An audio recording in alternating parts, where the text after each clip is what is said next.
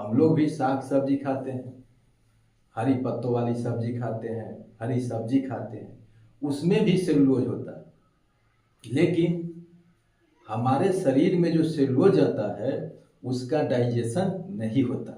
यहाँ तो bacteria digestion कर देता है, लेकिन हमारे शरीर का सेलुलोज डाइजेस्ट नहीं होता, क्योंकि हमारे शरीर में सेलुलोज बनाने वाला कोई है ही नहीं। हमारा शरीर तो बनाता ही नहीं है, और साथ साथ जो बैक्टीरिया है वह भी सेलुलोज नहीं बनाता है, इसलिए हमारे शरीर में सेलुलोज का डाइजेशन नहीं होता है। तो फिर जो हरी पत्ती वाली सब्जी खाते हैं, हरा साग सब्जी खाते हैं, तो उसका क्या होता है? तो उसमें जो सेलुलोज होता है उसका डाइजेशन नहीं होगा, लेकिन उसमें जो मिनरल्स होंगे, जैसे पत्ता गोभी हम लोग खाते हैं, तो पत्ता गोभी में सेलुलोज होता है, उसमें मिनरल्स भी होते हैं, जैसे कैल्शियम है, पोटेशियम है, फास्फोरस है, आयरन है। यह सब जो विटामिन सी है, यह सब जो मिनरल्स है और विटामिन्स है, यह विटामिन हमारे शरीर में एब्जॉर्ब हो जाता है, लेकिन उसमें जो सेलुलोज है उसका पाचन नहीं होता। तो सेलुलोज हमारे लिए आवश्यक है, तो कैसे है?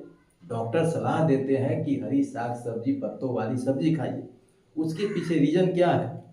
रीजन यही है कि सेलुलोज का तो डाइजेशन नहीं होगा, उसमें मुख्य रूप से सेलुलोज होगा, उसका तो डाइजेशन होगा नहीं, लेकिन उसमें होते हैं फाइबर्स।